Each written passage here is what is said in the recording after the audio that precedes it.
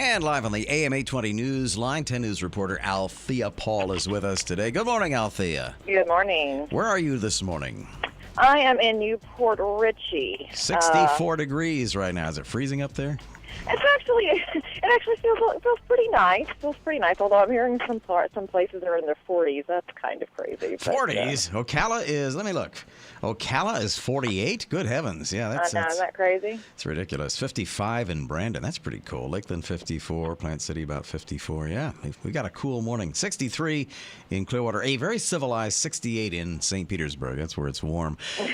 Tell me about this 90-year-old man and what happened to him up there. Yeah, we're at the outside the medical center of Trinity here, where Justin J. Ambrosia is recovering. He's 90 years old.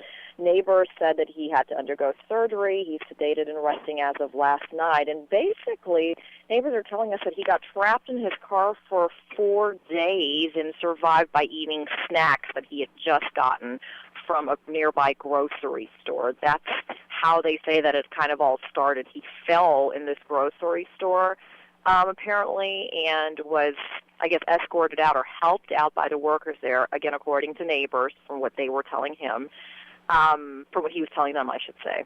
And then he was taken to his car, and he managed to drive home and into his garage, but he couldn't get out because he was injured. And again, according to neighbors, they're saying that he had a broken hip and a broken arm from him falling in this grocery store. My goodness, I wonder how he made it out to the car at all. I guess he had to have a lot of help.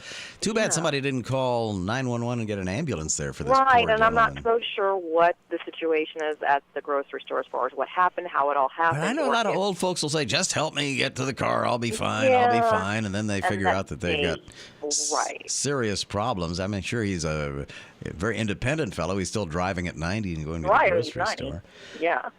So he was trapped in his car for 4 days. He had the snacks that he just bought from the grocery store, cookies and cake and some other goodies, and he, ate that for the 4 days while he was trapped in his car in his garage. Apparently, neighbors were saying that he told them that he was honking and he was yelling.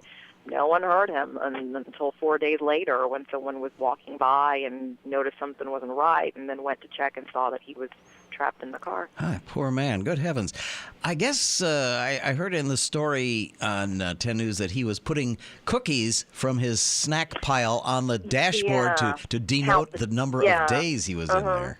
Yeah, to count the days that he was in there, apparently. He had a cookie on the dashboard for each day that he was there. So, I mean, 90 years old, but he still seems to be pretty sharp. With it, Yeah. Well, thank you so much. We'll be watching for you on 10 News, Althea Paul, reporting live from Port Riche, where this poor 90-year-old man was trapped in his car.